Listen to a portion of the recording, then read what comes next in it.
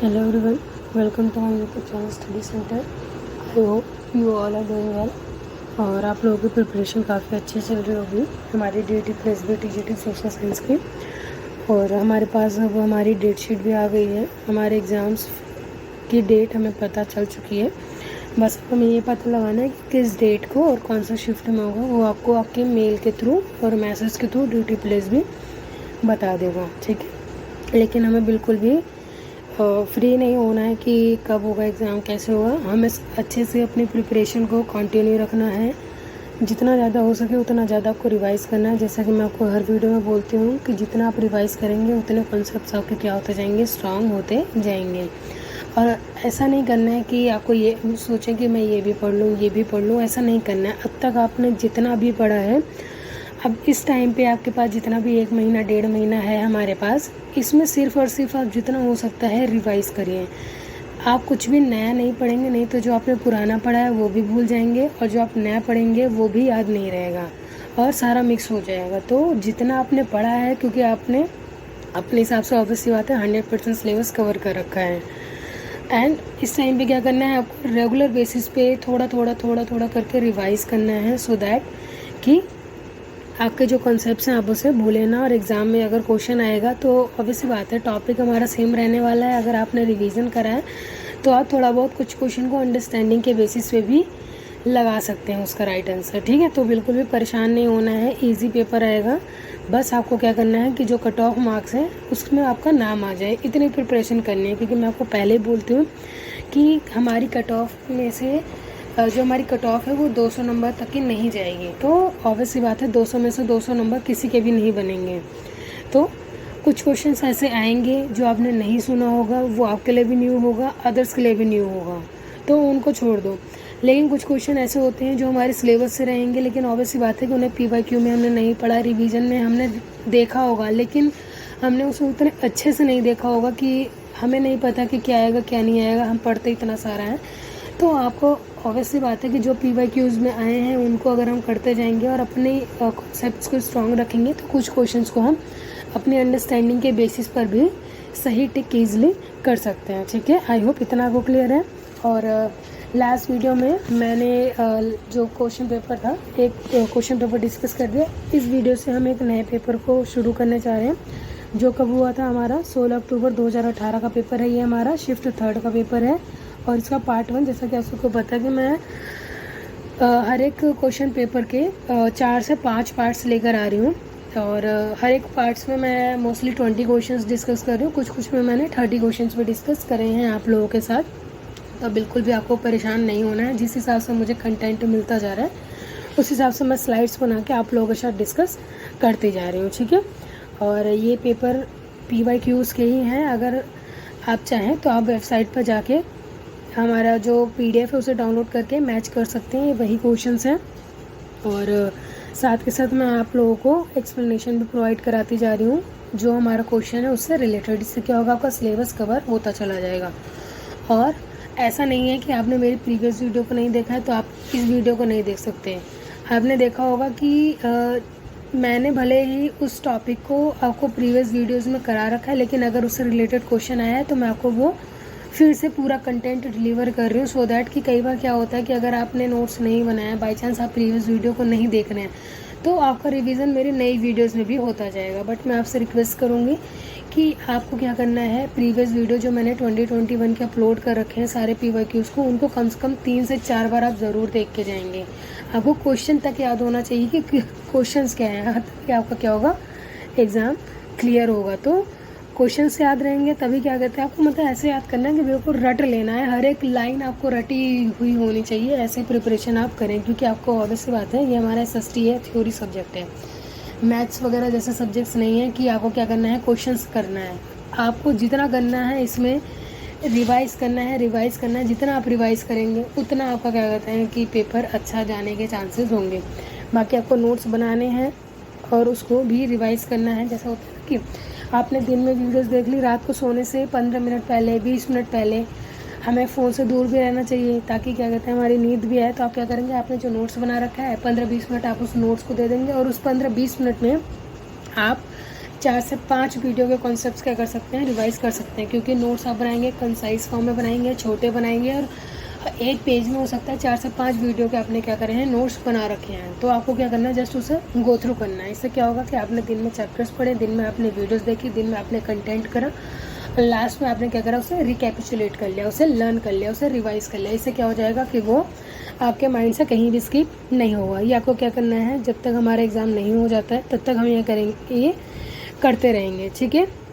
फिर उसके बाद अगर आपके पास कहीं से ऑप्शन मिलता है कि आप PYQ को लगा सकते हैं, तो आप बिल्कुल उसे लगाइए, या तो फिर आप पास्ट ईयर पेपर्स आप देखिए। नहीं तो आपको क्या करना है, जैसे आपने मेरी 1-2 बार वीडियोस देख रखी है, तीसरी बार वीडियोस देखो, लेकिन मेरे आंसर बताने से पहले आप उस क्वेश्चन का आंसर बताने की कोशिश करो। वीडियो पॉज करके क्वेश्चन पढ़ो, फिर आप खुद उसका आंसर लगाओ। ये भी आप क्या कर सकते हैं, इसको भी यूज़ कर सकते हैं। अगर आपके पास मतलब PYQs के कोई अदर मटेरियल्स नहीं अवेलेबल हैं आपके पास, तो ठीक है, आप इसको भी कर सकते हैं। और आपको टाइम मैनेजमेंट भी करना है, और पेपर 1 भी आपको अच्छे से प्रिपेयर करके जाना है। लेट्स सपोज मैंने आपको पहले ही बताया है कि ऑब्वियस बात है, सस्ते में से आपके 100 में से 100 मार्क्स नहीं आएंगे, लेकिन अगर आप स्ट्रॉन्ग करके जाएंगे तो आप इजीली इसमें 70 to 80 स्कोर कर सकते हैं। अगर आपने पेपर पार्ट 2 में 70 to 80 स्कोर कर लिए, तो आपको पार्ट 1 में एटलीस्ट अगर आप 40 to 50 भी स्कोर कर रहे हैं तो आपके चांसेस बढ़ जाएंगे कट ऑफ में आने के। लेकिन अगर आप इसको और इंक्रीज़ कर लेंगे तो ऑब्वियसली बात है कि और आपके चांसेस बढ़ जाएंगे, ठीक है। तो आपको पेपर 1 में, जैसे अगर आपको मैथ्स नहीं समझ में आती तो कोई बात नहीं, हमारे पेपर 1 में सिर्फ मैथ्स नहीं आती है, रीजनिंग आती है। आपको आपकी रीजनिंग अच्छी होनी चाहिए, और आपको इन सब के लिए कहीं से भी कोई भी ट्यूशन लेने की ज़रूरत नहीं है, कहीं पर भी आपको स्टडी मटेरियल परचेज़ करने की ज़रूरत नहीं है। आप यूट्यूब पे सर्च करो कि आपको यूट्यूब पे ही सारे चीज़ों की मैराथन वीडियोज़ मिल जाएंगी, ठीक है। तो रीजनिंग है हमारा, GK GS आता है, GK GS में समझ सकती हूँ कि ये बहुत ही तरीके से ऐसे क्वेश्चंस पूछे जा सकते हैं जिसमें से आपके स्कोर करने के चांसेस बहुत कम हो जाते हैं, बट आपका सब्जेक्ट SST है, ठीक है। तो इसमें एटलीस्ट आप कोशिश करें कि 10 से ज़्यादा या फिर 10+ क्वेश्चंस को एटलीस्ट सही करें, इतने में तो आपको करना होगा। अगर आप मैथ्स टच भी नहीं करते हैं कोई बात नहीं, मैथ्स को रहने दो, मैथ्स को छोड़ो, आकर रीजनिंग में कोशिश करो 20 में से 20 मार्क्स आएँ। मैथ्स में अगर GK GS में अगर आप क्या कहते हैं कि 10+ भी स्कोर कर लेते हैं या फिर 10 भी करते हैं, तो ये 30 मार्क्स हो गए। फिर हमारा क्या बचा, डेट इज़ इंग्लिश बचा। वेट, हमारे पास क्या बचा है, इंग्लिश बचता है एक, और हिंदी होता है। तो आपको हिंदी में कम से कम 15 to 20 मार्क्स लेकर ही आने हैं, ठीक है। अगर आपकी हिंदी बहुत स्ट्रांग है तो जैसा कि, तो आपको एटलीस्ट आप सोचो कि इसे 20 में से 20 नंबर लाने की कोशिश करो। और हिंदी आप क्या कर सकते हैं कि ऑब्वियसली बात है, आप मैराथन वीडियोस देख लीजिए, नहीं तो आपको कहीं से भी कोई भी PYQs मिलते हैं तो आप उसको सॉल्व कर लीजिए। हिंदी में ज़्यादा आपको एफर्ट्स लगाने की ज़रूरत नहीं है, हिंदी के क्वेश्चंस ईजी आते हैं। और जो आपका 5 नंबर का पैसेज आएगा वो तो ईजी होगा, वो तो आपके 5 में से 5 नंबर आपकी स्कोरिंग है ही।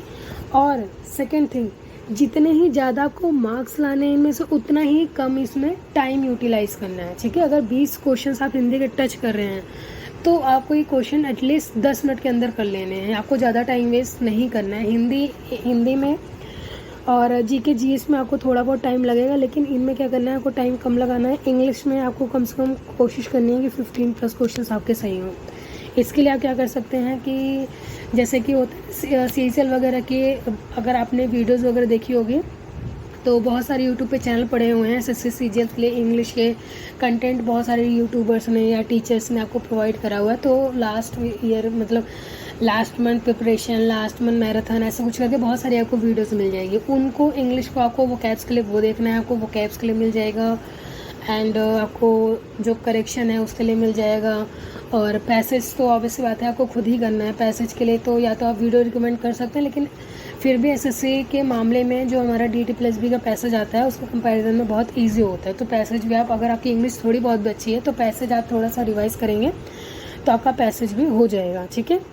एंड नेक्स्ट अगर हम बात करें, हमारा इम्प्रूवमेंट हो गया, जंबल वर्ड्स आते हैं और सिनोनिम्स एंटोनिम्स, तो इससे क्या हो जाएगा कि आपको एटलीस्ट 15+ इसमें स्कोर करना है। तो देखिए कितने हो गए, 20, 30 और अगर इसमें आप लेट सपोज मैं इन दोनों में 15-15 मार्क्स लेके जा रही हूँ तो 30 और 30 कितने हो गए, 60 हो गए। इसमें हो गए 60 और आप SST में लेट सपोज आपने SST PYQs देख रखी है मेरी वीडियोस, तो आप SST में आपने कितना कर लिया, 80 स्कोर कर लिया।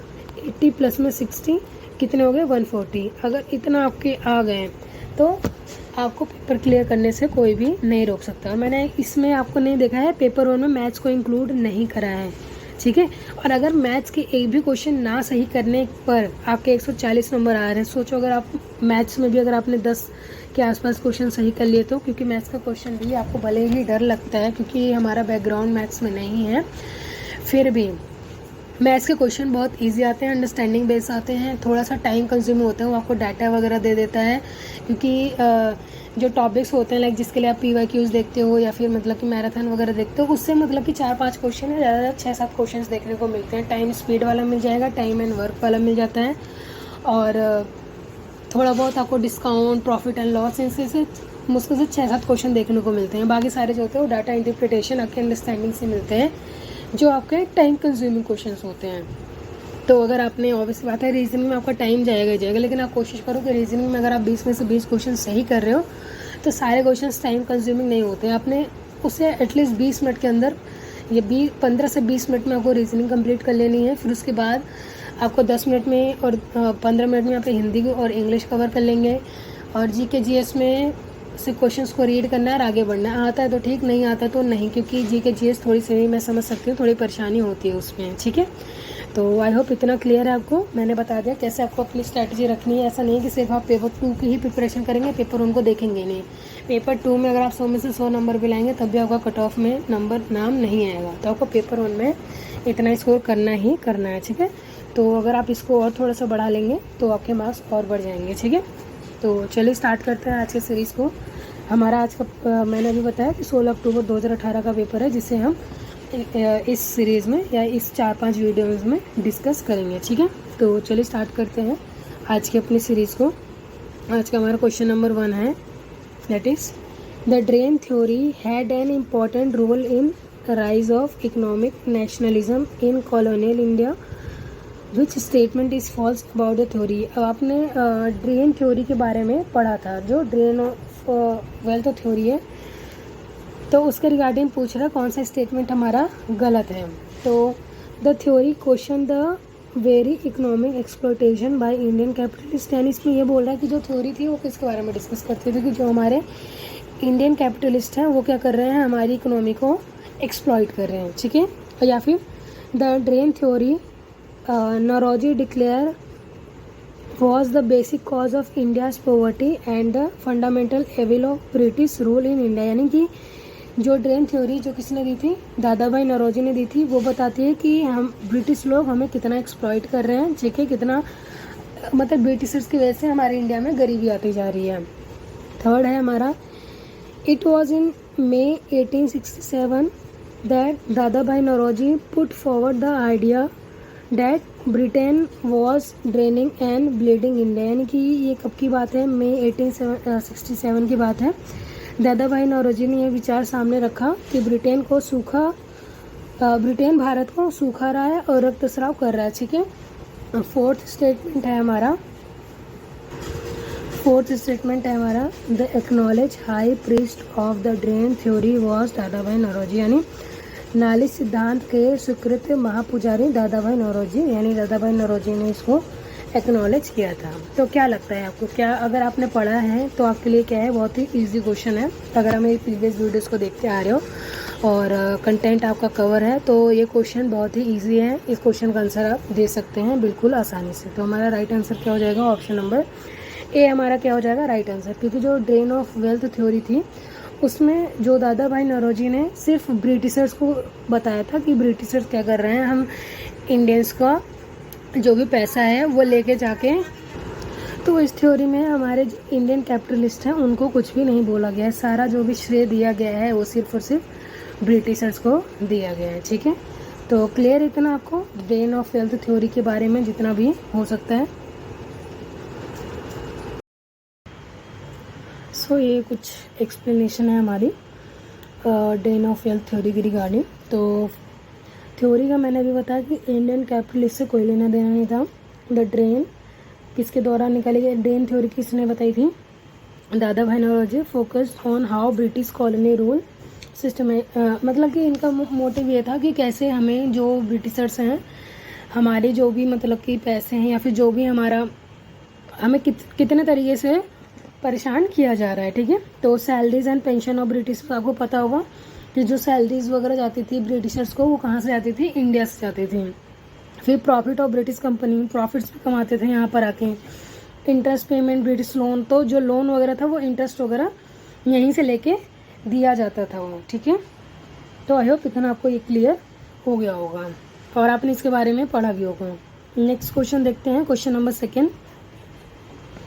The declaration of right of man end of citizen by the French revolution constituent assembly on dash is one of the most significant event of the French revolution. ये क्वेश्चन भी 2021 के पेपर में आया हुआ है और 2018 में भी हम देख रहे हैं। तो आप देख सकते हैं कि PYQ देखने के क्या बेनिफिट्स होते हैं, और अगर आपको पता होगा तो आप कहते हैं इसका आंसर इजीली लगा सकते हो। तो ये पूछ रहा है कि जो right of declaration of man और सिटीजन आया था वो किस ईयर आया था? ये इसका रिलेशन है फ्रेंच रिवोल्यूशन से। ठीक है, तो 26 अगस्त 1789 को, या 21 दिसंबर 1791, 21 जून 1789, या फिर 14 जुलाई 1789। तो यहाँ पर हमारा राइट आंसर क्या हो जाएगा? जो right of man end of citizen आया था वो कब आया था? हमारा 26 अगस्त 1789 को आया था। और हम एक बार डेट्स को देख लेते हैं। जो चारों डेट्स दे रखी हैं वो सारे सबका रिलेशन किससे है? फ्रेंच रिवोल्यूशन से ही सबका रिलेशन है। तो अभी हमने देखा 26 अगस्त को क्या हुआ कि जो फ्रेंच की कॉन्स्टिट्यूएंट असेंबली थी उसने डिक्लेयर करा था right of man and citizen को। 21 दिसंबर 1791 क्यों इंपॉर्टेंट है? Formal adoption of French constitution of 1791, यहाँ पे क्या गया? कॉन्स्टिट्यूशन को अपनाया गया। 21 June 1789 close to the tennis court oath, ये 21 जून यहाँ पे लिखा हुआ है, आपको कहीं पे 19 जून दे दिया जाएगा, लेकिन जो टेनिस कोर्ट की ओथ थी वो 20 जून को ली गई थी। आपको याद होगा कि जो टैक्स को इंक्रीज करने के लिए सभा बुलाई गई थी। फिर उसके बाद क्या करते हैं कि थोड़ा सा इनके बीच में मतभेद होता है, लड़ाई होती है, तो जो थर्ड स्टेट के लोग होते हैं वो टेनिस कोर्ट में इकट्ठा होते हैं, अपने आप को कॉन्स्टिट्यूएंट असेंबली कहते हैं, घोषित करते हैं, और फिर 20 जून को वो लोग क्या करते हैं? शपथ लेते हैं। ये क्वेश्चन भी बहुत बार पूछते हैं। और 14 जुलाई तो one of the most important day है, इसको इंडिपेंडेंस डे भी मनाया जाता है फ्रांस में। और इसमें क्या हुआ था? जो आपको पता है बास्टील का जो किला था उसको क्या कर दिया गया था? डिस्ट्रॉय कर दिया गया था। ठीक है, क्लियर है इतना? नेक्स्ट क्वेश्चन है हमारा question number 3। Which of the following is not correct about the all India किसान कांग्रेस, यानी कि अखिल भारतीय किसान कांग्रेस के बारे में निम्नलिखित में से कौन सा कथन हमारा सही नहीं है? The first session was greeted in person by Mahatma Gandhi, यानी जो फर्स्ट सेशन था वो किसके द्वारा बुलाया गया या फिर किसके द्वारा ग्रीट किया? सेकेंड ऑप्शन है हमारा the conference resolve the brings out a kisan manifesto and periodic bulletin edited by Indulal Yagnik, यानी सम्मेलन में किसान घोषणा पत्र और इंदुलाल याग्निक द्वारा संपादित आवधिक बुलेटिन प्रकाशित करने का संकल्प लिया गया। फिर स्वामी सहजानंद एंड NG रंगा were elected the president and general secretary specially respectively, तो स्वामी जो सहजानंद है वो क्या बने? प्रेसिडेंट बनते हैं, और NG रंगा कौन बनते हैं? इसके जनरल सेक्रेटरी बनते हैं। किसके? ऑल इंडियन किसान सभा की बात हो रही है यहाँ पर। ठीक है, फोर्थ स्टेटमेंट है हमारा it was established in Lucknow in April 1936 which later change its name to the all India Kisan Sabha. तो पहले इसका नाम कुछ और था, फिर उसके बाद इसका क्या नाम बनता है?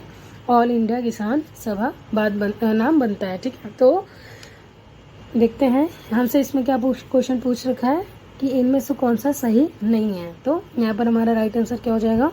That is option number A हमारा क्या हो जाएगा? राइट आंसर हो जाएगा। क्यों? क्योंकि इस फर्स्ट सेशन गांधी जी ने नहीं ग्रीट किया था। बाकी अगर आप देखें तो यहाँ पर ये तीनों स्टेटमेंट अगर सही हैं तो इसका मतलब ये क्या हो जाएगा? आपके लिए तरीके से इंपॉर्टेंट पॉइंट्स बन सकता है कि इस्टेब्लिश कब हुआ? लखनऊ में हुआ, 1936 में हुआ। स्वामी सहजानंद प्रेसिडेंट बनते हैं, NG रंगा क्या बनते हैं? इसके सेक्रेटरी बनते हैं और इसकी जो कॉन्फ्रेंस हुई थी उसको रिजॉल्व किया था। और किसान मैनिफेस्टो कौन लेकर आता था? हमेशा इंदुलाल याग्निक लेकर आते थे। ठीक है, तो क्लियर है यहाँ तक। सो जो फर्स्ट सेशन था ऑल इंडिया किसान कांग्रेस का, पहले देखिए नाम था किसान कांग्रेस, फिर उसका नाम क्या बदल जाता है, सभा बन जाता है। Held in Lucknow in April 1936, it was greeted in personal by Jawaharlal Nehru, not Mahatma Gandhi. ठीक है, Gandhi was not directly involve in the session although he supported peace and cause in broader terms. तो वो मतलब कि गांधी जी का इससे कोई लेना देना नहीं था, लेकिन आपने पढ़ा होगा कि गांधी जी किसान को सपोर्ट करते थे, तो इसलिए गांधी जी का इसमें नाम दे दिया गया था ताकि आप क्या हो सके, कंफ्यूज हो सके इसमें। ठीक है, और बाकी हमने 3 जो पॉइंट्स पढ़े हैं वो भी क्या हो जाएंगे, आपके लिए इंपॉर्टेंट पॉइंट्स हो जाएंगे, क्योंकि वो भी क्वेश्चन आपसे पूछ सकता है। गलत नहीं है, इसका मतलब वो सही है, इसलिए मैंने उनको एक्स्ट्रा में इंक्लूड नहीं करा कि एक बार अगर ऐड हो गए तो दोबारा मैं उन्हें क्यों ऐड करूँ। नेक्स्ट क्वेश्चन है हमारा question number 4, who was the president of Indian national Congress during independence in 1947। तो पूछ रहा है, आपको पता है कि जो हमारी इंडियन नेशनल कांग्रेस बनी थी तो हर साल उसको कोई ना कोई प्रिसाइड करता था, या फिर हम बोल सकते हैं कि जो मीटिंग होती थी तो किसी ना किसी को प्रेसिडेंट बनाया जाता था, और पूरे साल भर के क्या बनता था, प्रेसिडेंट बनता था। मीटिंग्स जो हेल्ड होती थी उससे क्या करता था, वो प्रिसाइड करता था और लीड करता था। तो इसमें पूछ रहा है कि जब 1947 को हमारा देश आज़ाद हो रहा था तो उस टाइम पे इंडियन नेशनल कांग्रेस का प्रेसिडेंट कौन था? जेबी कृपलानी थे, जवाहरलाल नेहरू थे, राजेंद्र प्रसाद थे, या फिर मौलाना अब्दुल कलाम आज़ाद थे। तो यहाँ पर हमारा राइट आंसर क्या हो जाएगा? आई होप ये कुछ ऐसे इंपॉर्टेंट, ऑब्वियस सी बात है आपसे सारे नहीं पूछेगा कि 1885 से लेकर 1947 तक बताओ इस ईयर में कौन बना। जहाँ पे कुछ इंपॉर्टेंट इवेंट्स हुए हैं वो आपसे पूछेगा, तो उनके मतलब कि कौन सा सेशन था, कहाँ पे हुआ। अगर मतलब ज़्यादा थोड़ा टफ बनाना चाहेगा तो आपसे पूछ सकता है कि ये सेशन कहाँ पे कंडक्ट हुआ था, किस ईयर में हुआ था।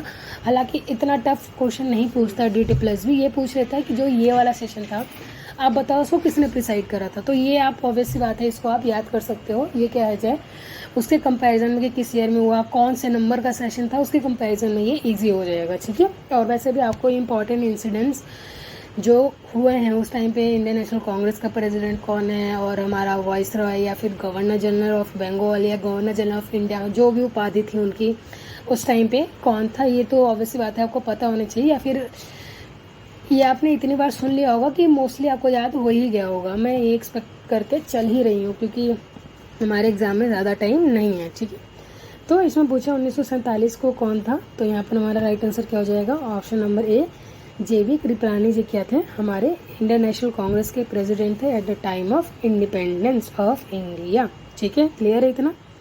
सो देखते हैं यहाँ पर, तो at that time Congress during independence 1947, जेबी कृपलानी क्या थे, हमारे प्रेसिडेंट थे।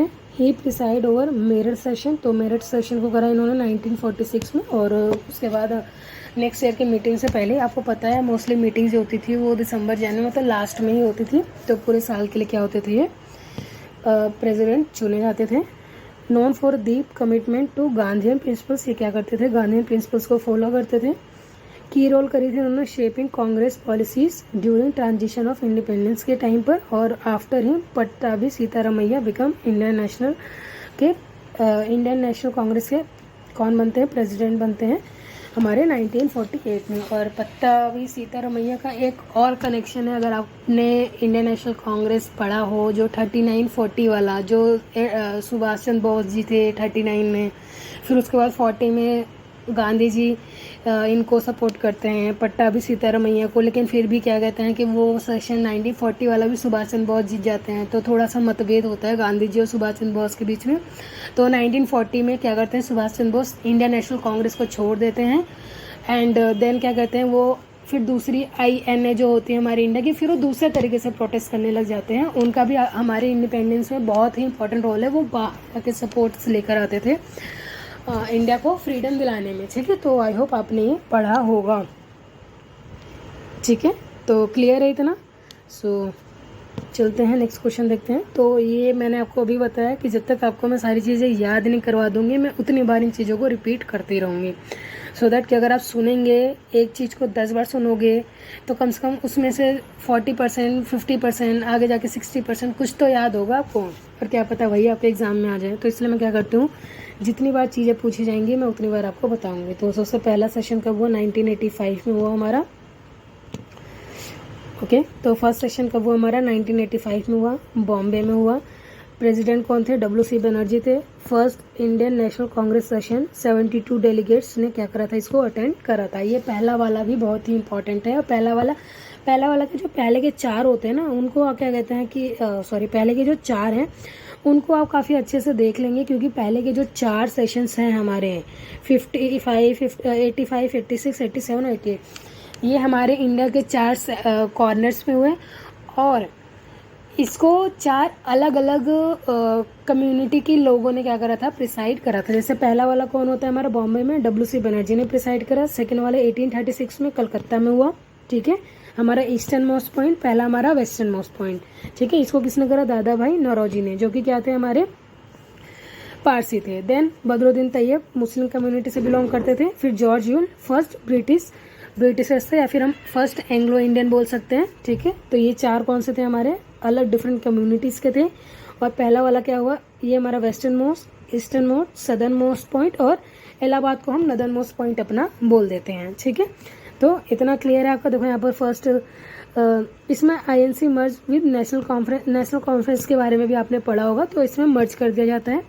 फिर ये फर्स्ट मुस्लिम बने और फर्स्ट इंग्लिश प्रेसिडेंट बने। क्लियर, इतने 4 तो आपको ऐसे याद करना है। फिर 88 के बाद 96 पे आइए, आपको बीच वाले सारे मैंने अभी बताया कि सब आपको नहीं याद करना है। फिर 96 वाला कहाँ पर हुआ, कलकत्ता में हुआ। रहमतुल्लाह सियानी ने करा था। इसमें क्या होता, वंदे मातरम संग फॉर द फर्स्ट टाइम। तो रहमतुल्लाह सियानी के टाइम पे 1896 पहली बार वंदे मातरम को गाया गया, ठीक है, ये भी पूछ लेता है। तो जो पूछे गए हैं मैं सिर्फ वही आपको करा रही हूँ, ठीक है। आप ये मत सोचना कि हम एक्स्ट्रा इतना फालतू में क्यों कर रहे हैं।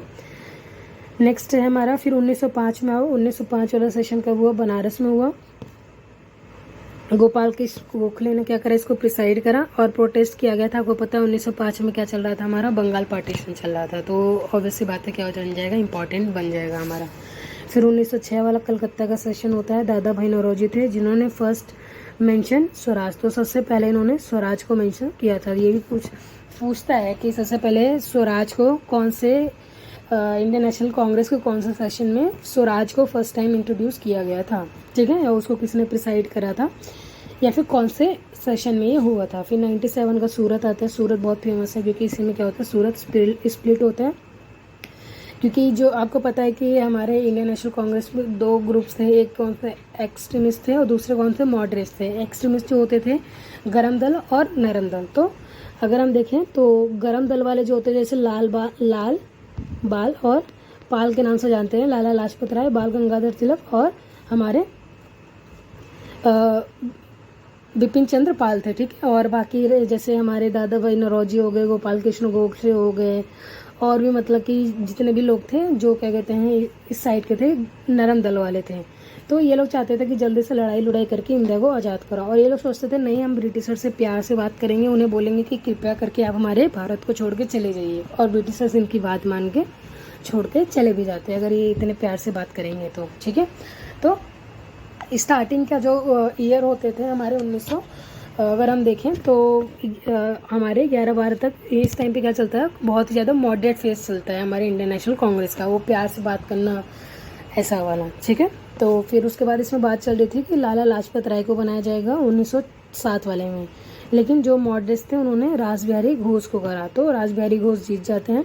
और इसमें कुछ आपको पता है कि प्रॉब्लम्स भी होती हैं, वो आपने अगर हिस्ट्री को डिटेल में पढ़ा होगा तो वो आपको पता होगा कि इस सेशन को यहाँ नहीं यहाँ करना है, ऐसा कुछ है, आपने हिस्ट्री में पढ़ा होगा, ठीक है। तो उसके बाद क्या किया जाता है, जो सूरत स्प्लिट हो जाता है, मॉडरेट्स और एक्सट्रीमिस्ट डिवाइड हो जाते हैं, ठीक है, एक्सट्रीमिस्ट कांग्रेस छोड़ के चले जाते हैं। फिर आया 1911 वाला कलकत्ता का सेशन। TN धार जनगण मन पहली बार गाया गया, ये बहुत ही ज़्यादा इंपॉर्टेंट है। वंदे मातरम 1905 1896 और 1911 में क्या हुआ, वंदे जनगण मन गाया गया। और आपको पता है कि 1911 में जो हमारा बंगाल का विभाजन हुआ था उसे रद्द भी कर दिया गया था। क्यों? क्योंकि दिल्ली दरबार लगाया गया था। ठीक है, ऐसे आपको चीज़ें लिंक करनी है, लिंक करोगे तो याद हो जाएगा। फिर 1916 वाला आता है लखनऊ पैक्ट। अंबिका चरण मजूमदार, जिन्हें हम एसी मंजूमदार के नाम से भी, मतलब आपने पूरा नाम नहीं सुना होगा, तो इसमें क्या होता है, लखनऊ पैक्ट साइन होता है और मुस्लिम लीग को क्या कर लिया जाता है, इंडियन नेशनल कांग्रेस में ज्वाइन कर लिया जाता है और इसमें मॉडरेट्स भी ज्वाइन हो जाते हैं हमारे आईएनसी में। फिर 1917 कलकत्ता एनी बेसेंट बनती हैं, फर्स्ट फीमेल वुमन बनती हैं जो क्या करती हैं, प्रिसाइड करती हैं। ये आपको पता है, जहाँ पे किसी फर्स्ट की बात आ जाए वो अपने आप में कितना इंपॉर्टेंट हो जाता है। तो फर्स्ट वीमेन है ये, फर्स्ट इंडियन वीमेन की बात नहीं हो रही है, फर्स्ट वीमेन की बात हो रही है। कहाँ पे इन्होंने करा था, कलकत्ता में प्रिसाइड करा था। फिर 1920 में नागपुर सेशन होता है, सी आर दास आते हैं। नॉन कोऑपरेशन मूवमेंट आपको पता है इस टाइम पे अडॉप्ट किया था, चल रहा था। फिर 1929 में लाहौर वाला सेशन आया, लाहौर में जवाहरलाल नेहरू थे, आपको पता है इसमें पूर्ण स्वराज की मांग की गई। और इसके बीच में एक मतलब कि दो और इम्पोर्टेंट चीज़ है कि 1924 वाला सेशन और एक 1925 वाला। 1924 में बेलगांव वाला होता है जिसमें first time Mahatma Gandhi preside करते हैं, वो उनका फर्स्ट और लास्ट होता है। ठीक है, फिर 1925 में कौन करती हैं प्रिसाइड, सरोजनी नायडू करती हैं। वो क्या बनती है, फर्स्ट इंडियन वुमेन बनती हैं जो प्रिसाइड करती है हमारे इंडियन नेशनल कांग्रेस को। ओके, तो ये भी पूछ लेते हैं, हालांकि उसमें कुछ ज़्यादा इतने इंपॉर्टेंट इवेंट्स नहीं होते हैं इसलिए वो इसमें नहीं दिया गया है। फिर 1931 कराची होता है, वल्लभ भाई पटेल बनते हैं, रिजोल्यूशन ऑफ फंडामेंटल राइट्स और गांधी रेड पैक्ट साइन होता है। 1939 वाला जैसा भी मैंने बताया त्रिपुरा में होता है जिसमें सुभाष चंद्र बोस बनते हैं और रिज़ाइन करते हैं ड्यू टू आइडियोलॉजिकल डिफरेंसेस। ठीक है, तो 1938-39 ये आपका क्या हो जाएगा, बन जाएगा। ठीक है यहाँ पर। फिर उसके बाद हमारा 1942 वाला बॉम्बे में बनता है, मौलाना अबुल कलाम आज़ाद बनते हैं, क्विट इंडिया मूवमेंट इसमें लॉन्च होता है। और 1946 का सेशन अभी हमने देखा मेरठ में हुआ था जिसे जेबी कृपलानी ने करा था। और उसके बाद ऑब्वियसली बात है 1947 अगस्त में ब्रिटिशर्स आते हैं, तो ये सब पूछा था कि उस टाइम पे हमारा प्रेसिडेंट इंडियन नेशनल कांग्रेस का कौन था at the time of independence of India 1947, तो कौन थे हमारे जेबी कृपलानी थे। क्लियर है इतना, लास्ट सेशन बिफोर इंडिपेंडेंस। सो चलते हैं अपने नेक्स्ट क्वेश्चन पर। Question number 5, which of the following option is true of the revolt of 1857। तो 1857 रिवोल्ट से क्वेश्चन है हमारा कि कौन सा हमारा सही है। तो on 11 May 1857 3 Indian regiment shoot their officers, broke up the prison and release their companies. तो इसमें क्या हुआ कि 11 मई 1857 के 3 इंडियन रेजिमेंट्स, ठीक है, क्या करा उन्होंने, शूट कर दिया अपने ऑफिसर्स को और वहाँ से भाग गए। ठीक है, उसके बाद 10 मई 1857 को the sipahi at Meerut to refuse to use cartilage were sentence to 10 years imprisonment. क्या हुआ कि 10 मई 1857 को सिपाही जो मेरठ में थे उन्होंने क्या करा कि हम जो हमारा कारतूस था कार्टिलेज वो यूज़ नहीं करेंगे और उन्हें क्या कर दिया जाता है, 10 साल की सज़ा सुनाई दी जाती है। फिर 12 मई 1857 को they march off to Delhi.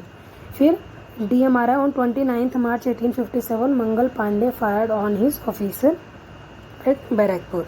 तो आप खुद ही बताओ, इससे इजी क्वेश्चन मतलब मुझे नहीं लगता कि आपने देखा होगा कि अगर आपकी प्रिपरेशन काफ़ी अच्छे से चल रही है, आपका पूरा कंटेंट कवर है और वैसी बात है आपने PYQs भी देख रखा है और आपको पता है, और परेशान नहीं होना है जितना आपने पढ़ा है। मैं बार बार बोल रही हूँ, क्वेश्चन आप देख लो कि क्वेश्चन कहाँ से पूछे जा रहा है, कैसे पूछे जा रहे हैं, क्वेश्चन ऐसे ही आने वाले हैं।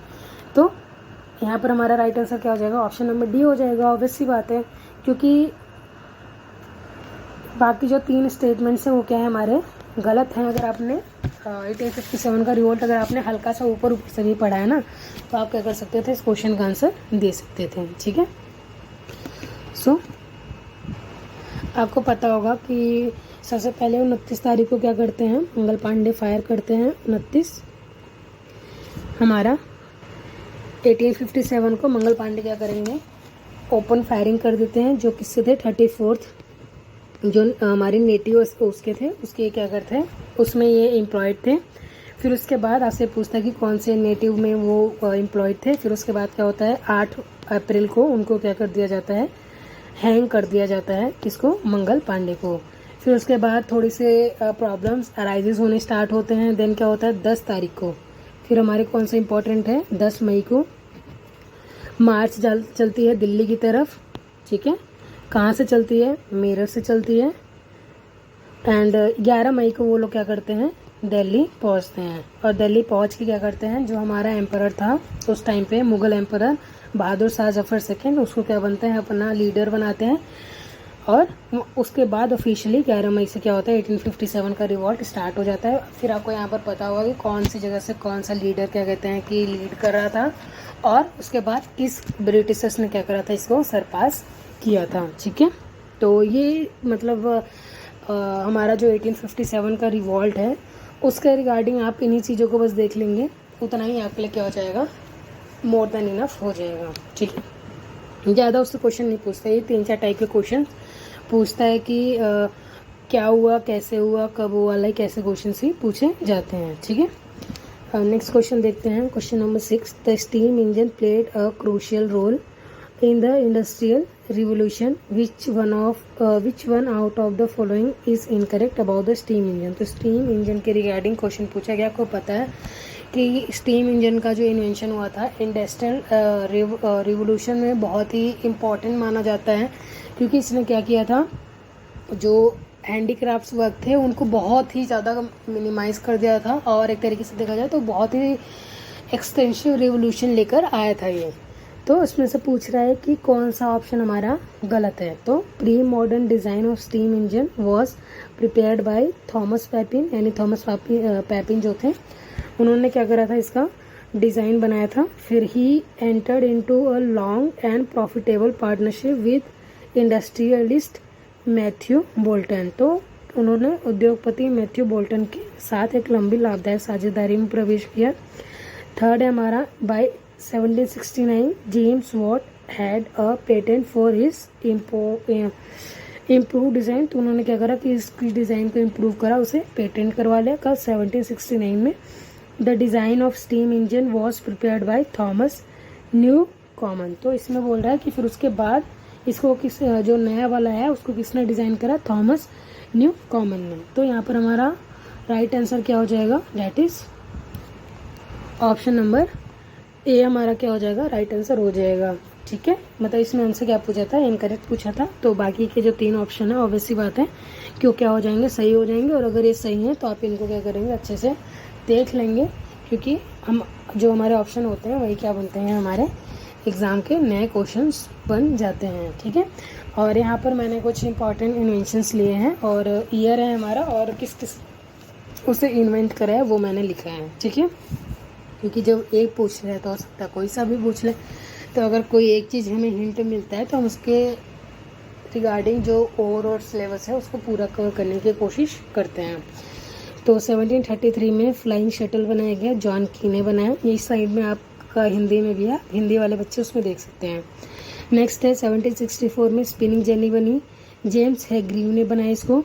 1769 में वाटर फ्रेम बना, रिचर्ड ऑकराइट ने बनाया इसको। 1778 में वॉट स्टीम इंजन बना, जेम्स वॉट ने बनाया। 1785 में पावर लूम बना, एडमंड कार्टराइट ने इसको बनाया। फिर कॉटन गिन बना 1794 में, एली विटने ने बनाया। 1807 में gas street lightning, William Murdoch. फिर इलेक्ट्रोमैग्नेट, विलियम स्टर्जन। और स्टीम लोकोमोटिव बनाया जॉर्ज स्टीफसन ने। इलेक्ट्रिक टेलीग्राफ बनाया हमारा सैमुअल मोर्स ने। स्टीम हैमर बनाया जेम्स नास्मिथ ने। और उसके बाद हमारा बेसमर प्रोसेस बनाया स्टील का, हेनरी बेसमर ने, ठीक है। तो ये आपको क्या करने हैं, याद रखने हैं, क्योंकि इंडस्ट्रियल रिवोल्यूशन आपने देखा है हमारे सिलेबस का पार्ट है। इंडस्ट्रियल रिवोल्यूशन का स्टार्टिंग कहाँ से हुआ, इम्पैक्ट क्या था, और इंडिया में इसका इम्पैक्ट था, ये क्वेश्चन हमारे सिलेबस का पार्ट है GT+2 में। और अगर हम यहाँ पर देखें तो जो टेक्सटाइल रिवोल्यूशन से रिलेटेड है हमारा, जैसे फ्लाइंग शटल हो गई, स्पिनिंग जेनी हो गई, वाटर फ्रेम हो गया, पावर लूम हो गया, ये किससे रिलेटेड है हमारा, टेक्सटाइल रिवोल्यूशन से। देन ट्रांसपोर्ट एंड एनर्जी से स्टीम इंजन, लोकोमोटिव और स्टीम हैमर, ठीक है। और कम्युनिकेशन एंड साइंस से हमारा क्या है, टेलीग्राफ्स हो गया, एंड इलेक्ट्रोमैग्नेट्स क्या हो जाएंगे, इनका रिलेशन हो जाएगा इससे, ठीक है। नेक्स्ट क्वेश्चन है क्वेश्चन नंबर 7. क्या कह रहा है? That is in 1804 dash pioneered the first steam powered locomotive on an industrial rail line in southern Wales. तो इसमें से पूछ रहा है 1804 में डैश ने दक्षिणी वेल्स में एक औद्योगिक रेल लाइन पर पहले भाग में चलने वाले लोकोमोटिव का बीड़ा उठाया था. तो वो कौन थे? एडमुंड Cartwright, James Watt, Richard Trevithick या फिर हमारे जॉर्ज स्टीफसन. तो यहाँ पर हमारा राइट आंसर क्या हो जाएगा? Option number C. तो यानी कि जो रिचर्ड ट्रेविथिक थे, इन्होंने क्या करा था? इसको पियोनियर करा था. ठीक है. सो जो हमारे रिचर्ड ट्रेविथिक थे 1804 में क्या करते हैं? दक्षिण वेल्स में औद्योगिक रेल लाइन पर पहले भाप से चलाने वाले लोकोमोटिव को क्या करते हैं? बीड़ा उठाते हैं. फिर on 21 February 1804 Trevithick's steam locomotive run 9 miles from Penydarren iron work to Merthyr Cardiff Canal in South Wales. This was the world's first railway journey using steam powered locomotive. ये क्या है? वर्ल्ड की फर्स्ट रेलवे जर्नी थी. दो George Stephenson later popularized steam locomotive. So ये क्या थे? सबसे पहले ये थे. बाद में ऑब्वियसली बात है कि अगर किसी ने फर्स्ट टाइम इन्वेंट करा उनका नाम ज़्यादा इम्पोर्टेंट हो जाता है हमारे इनके रिगार्डिंग. देखते हैं next question. Question number 8. Question number 8 क्या कह रहा है? Which of the following statement is are correct about the partition of Bengal 1805. तो कौन सा हमारा स्टेटमेंट सही है? The day partition took place effect 16 October 1905 was declared a day of mourning throughout Bengal. तो जिस दिन क्या कहते हैं कि 1805 को यानी 16 अक्टूबर 1805 को जिस दिन बंगाल का विभाजन किया गया उसको शोक दिवस के रूप से मनाया गया. The decision to partition Bengal was announced on 19 जुलाई 1905. यानी कि 19 जुलाई 1905 को क्या किया गया? इसको अनाउंस किया गया. फिर सितंबर 1 the governor announce that partition was to be effected on 16 October 1905. और 1 सितंबर को उन्होंने आके ये बोला कि हम 16 अक्टूबर से बंगाल का पार्टीशन क्या करेंगे? स्टार्ट कर देंगे. तो या तो फिर चौथा वाला ऑप्शन सही है यानी कि ऑल ऑफ द अबव. तो अगर आपने पार्टीशन ऑफ बंगाल के रिगार्डिंग पढ़ा है तो आपको ये पता होगा. इसमें क्या हो जाएगा? हमारे तीनों स्टेटमेंट जो हैं वो इसके रिगार्डिंग क्या है? हमारे सही हैं. ठीक है. तो पता होना चाहिए आपको कि the decision to partition Bengal was announce कब अनाउंस किया गया? 19 जुलाई 1905 को. फिर the partition come into effect 16 October 1905 को पार्टीशन हो गया था. The day of partition was observe as a day of mourning across Bengal. यानी पूरे बंगाल में शोक दिवस के रूप में इसको मनाया गया 16 अक्टूबर को. Lord Curzon was the viceroy who implemented the partition. अब आपको पता है ये इंपॉर्टेंट इवेंट हुआ तो हमें पता होना चाहिए उस टाइम पे हमारा वाइसराय कौन था. Then the partition divided Bengal into eastern Bengal and Assam Muslim majority वाले और वेस्टर्न बंगाल जो हिंदू मेजोरिटी वाले थे. ठीक है. फिर the swadeshi movement emerge as a direct response to the partition. तो उस टाइम पे क्या किया गया? स्वदेशी मूवमेंट चला गया था. आपसे ये क्वेश्चन भी पूछ लिया जाता है. मैंने एक पेपर में देखा था, मैंने ये आपके साथ डिस्कस भी कराई. 2021 में आया था क्वेश्चन कि 4 ऑप्शन दे रखे थे. क्वेश्चन था कि इनमें से जो स्वदेशी मूवमेंट है वो किससे रिलेटेड है. तो उसमें से एक था पार्टीशन ऑफ बंगाल. तो अगर आपको ये पता होगा तभी आप क्या कर पाएंगे? उसका आंसर लगा पाएंगे. और इसका ये आपको कब पता होगा? जब आप क्या करेंगे? PYQ देखेंगे. ठीक है. नेक्स्ट हमारा the partition was annulled in 1911 due to wide spread protest. तो विभाजन को व्यापक विरोध के कारण 1911 में क्या कर दिया गया था? रद्द कर दिया गया था. और एक और रीज़न था कि 1911 में आपको पता होगा कि दिल्ली दरबार लगाया गया था, इसलिए भी क्या करते हैं? उसको रद्द कर देते हैं 1911 में. फिर और जो हमारी राजधानी थी दिल्ली को बनाई गई थी कलकत्ता को हटाकर. ये 2-3 चीज़ें आपको पता है कि आपको जो इंसिडेंट्स होते हैं वो मोस्टली क्या होंगे? साथ में होंगे. तो आप कनेक्ट करके पढ़ेंगे तो आपको याद रहेगी ईजिली चीज़ें. ज़्यादा चीज़ें आपको नहीं याद करनी है, लेकिन जो आपको याद करनी है वो तो करना ही पड़ेगा. Mahatma Gandhi began fast unto death onward 20 सितंबर 1932 बिकॉज ऑफ डैश. तो क्यों करा था उन्होंने? तो सबसे पहले तो आपको पता होना चाहिए कि महात्मा गांधी आमरण अनशन इन्होंने एक बार और करा था, जब 1917 और 18 में जब ये फर्स्ट टाइम मतलब अपने जो मूवमेंट्स हैं उनको स्टार्ट कर रहे थे, ठीक है। तो आपको पता होगा जो अहमदाबाद मिल वर्कर्स था, तो फर्स्ट टाइम तो उन्होंने करा था वहाँ पर अनशन। लेकिन यहाँ पर ये नहीं पूछ रहा है 1917-18 नहीं दे रखा है, यहाँ पर 32 दे रखा है। तो आपको ऐसे कनेक्शंस लिंक करने हैं कि अब इन्होंने ऐसा क्यों किया। तो ऑप्शन है हमारे पास कि पूना पैक्ट हो रहा था, तो पूना पैक्ट साइन हो रहा था। तो पूना पैक्ट मुझे मतलब हमें नहीं लगता, क्योंकि पूना पैक्ट तो क्यों साइन हुआ था, हमारे गांधी और भीमराव अम्बेडकर के बीच में साइन हुआ था। क्योंकि भीमराव अम्बेडकर ने क्या करा था कि जो हमारा आपको पता होगा कि वो होते थे राउंड टेबल्स होते थे। तो सबसे पहली बात तो भीमराव अम्बेडकर जी ने तीनों राउंड टेबल कॉन्फ्रेंस जो हुई थी, जो लंदन में हो रही थी, तीनों में क्या किया था, पार्टिसिपेट किया था। सबसे चीज़ इम्पॉर्टेंट तो ये हो गई, ठीक है। फिर उसके बाद क्या होता है कि वहाँ पर भीमराव अम्बेडकर जो कम्युनल राइट्स हैं, थोड़ा मतलब कि जो पिछड़े जात के बैकवर्ड्स लोग हैं उनके लिए ज़्यादा मतलब कि सपोर्ट कर रहे थे। तो इसी फिर चलिए इतना हो गया, आगे दूसरा ऑप्शन पढ़ते हैं पहले। Failure of second round table, तो जो सेकेंड राउंड टेबल था वो क्या हो गया था, फेल हो गया था। आपको पता होगा कि इंडियन नेशनल कांग्रेस, या फिर हम बात करें गांधी जी, क्योंकि गांधी जी इंडियन नेशनल कांग्रेस को रिप्रेजेंट करते थे। तो इसमें क्या हुआ था कि जो सेकेंड राउंड टेबल थी वो क्या हो गई थी, फेल हो गई थी, या इसलिए उन्होंने फास्ट एंड टू डेथ किए थे, या फिर relaunching of civil disobedient movement, या फिर जो सिविल डिसोबीडियंट मूवमेंट यानी सविनय अवज्ञा आंदोलन था उसको क्या कर रहे थे, वो दोबारा लॉन्च कर रहे थे। या फिर the communal award. Communal award क्या होता है कि अंग्रेज़ों का यही काम था कि अंग्रेज़ लोग जब भी देखते थे कि इंडियंस लोग कि सारे लोग इकट्ठे हो रहे हैं, तो वो बीच में घुस जाते थे और बोल देते थे कि भाई ये हिंदू है, ये मुसलमान है, मतलब ऐसे बीच में आके वो किसी तरह हमको क्या करना चाहते थे, तोड़ना चाहते थे। उन्हें हमारे इंडिया की एकता जो थी वो पसंद नहीं थी बिल्कुल। तो देखते हैं हमारा राइट आंसर इसी के रिगार्डिंग क्या होता है भी यही मतलब जो पूना पैक्ट है वो इसी के रिगार्डिंग क्या किया जाता है, साइन किया जाता है भीमराव अम्बेडकर और गांधी के बीच में। हालांकि साइन हमारे मदन मोहन मालवीय जी ने साइन करवाया था, ठीक है, on the behalf of Gandhi ji, ठीक है। तो देखते हैं यहाँ पर, इसलिए फर्स्ट ऑप्शन में ज़्यादा मैं बोलते वक्त रुक गई थी, क्योंकि मुझे ये वाला भी समझाना था आपको, ठीक है। तो क्या लगता है आपको, क्या आंसर होना चाहिए हमारा यहाँ पर, पूना पैक्ट साइन हुआ इसलिए क्यों करेंगे वो आंसर। सेकेंड राउंड टेबल जो फेल हुई उसमें भी इनका कोई रीज़न नहीं बनता।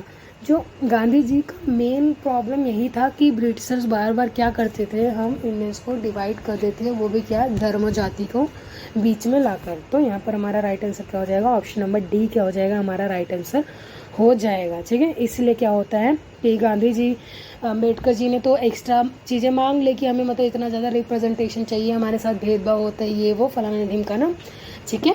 एंड नेक्स्ट क्या होता है, फिर इसी वजह से क्या होता है कि गांधी जी वहाँ से आ जाते हैं, क्योंकि गांधी जी की बात सुनी नहीं जाती। बड़े मुश्किल से वो सेकेंड राउंड टेबल को ज्वाइन किया था उन्होंने। फिर उसके बाद वो आके क्या करते हैं, आमरण अनशन पर बैठ जाते हैं। फिर थोड़ा बहुत अम्बेडकर जी को पीछे झुकना पड़ता है।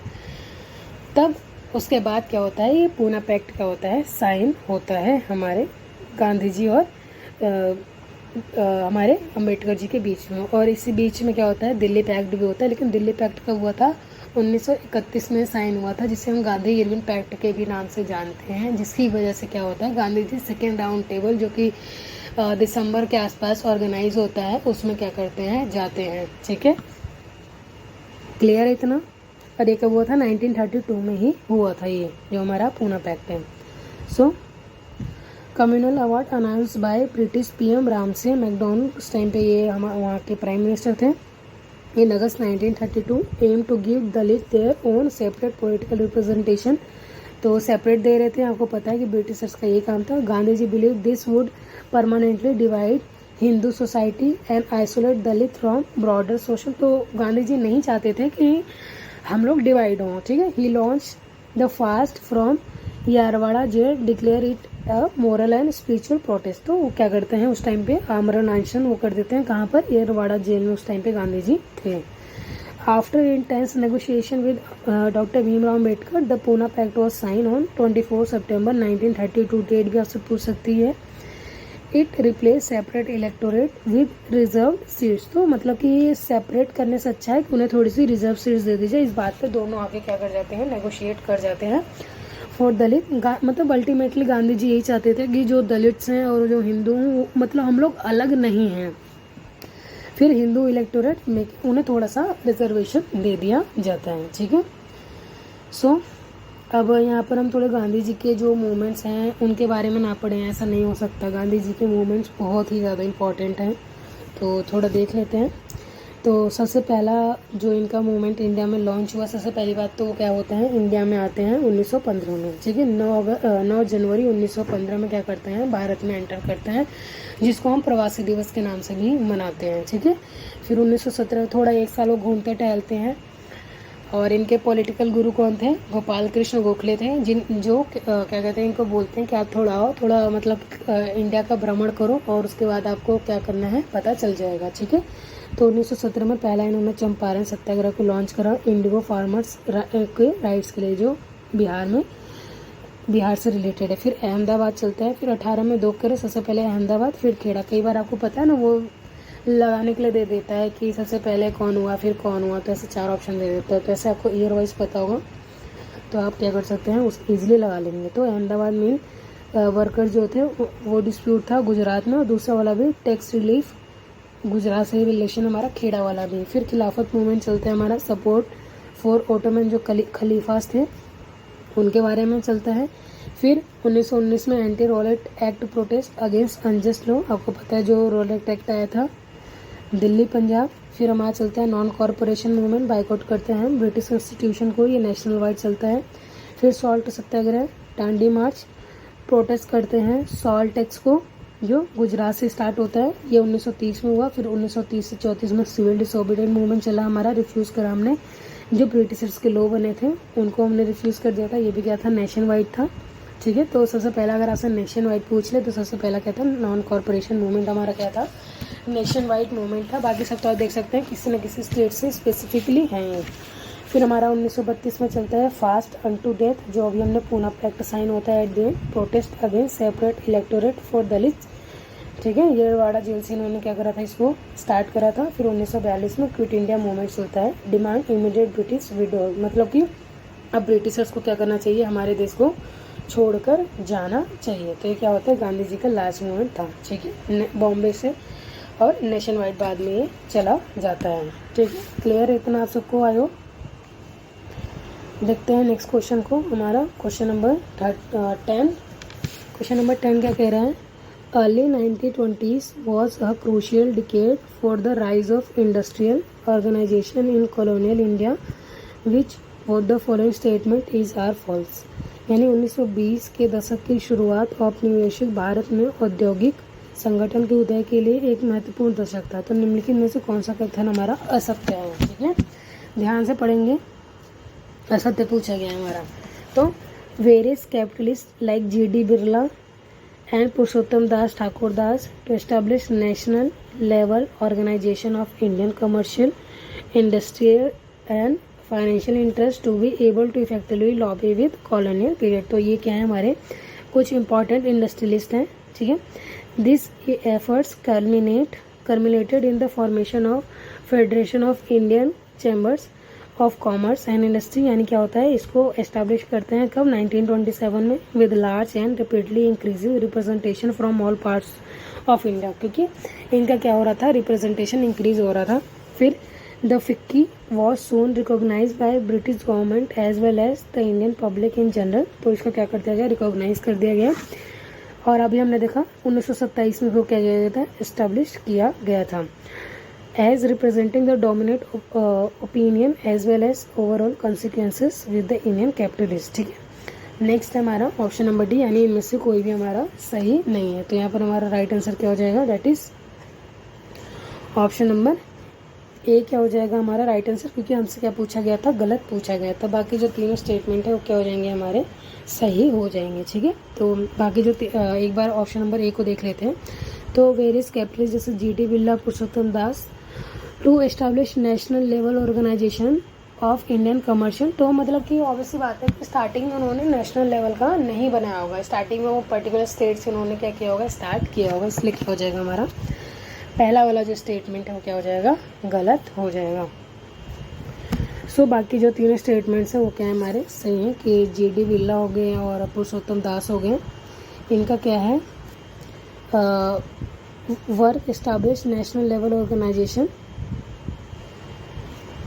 आई एम सॉरी, यहाँ पर फर्स्ट सेकेंड एंड थर्ड तीनों सही है, मतलब इनमें से जो नन ऑफ दीज दिया गया था date is option number D क्या हो जाएगा हमारा राइट आंसर हो जाएगा। ठीक है, क्योंकि जो पहला और तीसरा क्या है हमारा बिल्कुल सही है।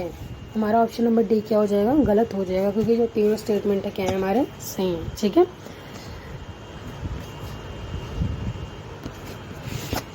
इसको आप एक बार देख लेंगे। ठीक है, इन्होंने क्या किया फैक्ट्रीज को इस्टेब्लिश करा, नेशनल वाइड लेकर चले गए, फिर फिक्की को 1927 में इस्टेब्लिश किया गया, फिर बाद में इसको क्या कर दिया गया रिकॉग्नाइज कर दिया गया ब्रिटिश गवर्नमेंट और इंडियन पब्लिक्स के द्वारा। Federation of Indian chamber commerce and industry, ये क्या है हमारी फिक्की की फुल फॉर्म है, 1927 में इस्टेब्लिश की गई और सपोर्ट किसने करा इसको इंडियन नेशनल कांग्रेस ने भी क्या करा था इसको सपोर्ट करा था। ये हमारा इंडस्ट्रियल रेवोल्यूशन का क्या इम्पैक्ट इंडिया में उससे रिलेटेड टॉपिक था। हालांकि ये 2021 के पेपर में ये क्वेश्चन ज़्यादा देखने को नहीं मिले थे, लेकिन 18 में आए थे, तो हमें पता नहीं है कि क्या क्वेश्चंस DT प्लस भी पूछ ले, और तो इसलिए हमको क्या होगा कि एटलीस्ट पास 2 पेपर्स को तो हम एटलीस्ट अच्छे से रिवाइज करके ही जाएंगे। उससे पीछे वाला ज़्यादा पीछे हो जाएगा, क्योंकि उसके बाद तो उससे पहले आई गेस 2014 में पेपर हुआ था, फिर वो बहुत ही ज़्यादा पीछे हो जाएगा। ठीक है, बहुत ही ज़्यादा पुराना हो जाएगा हमारे लिए।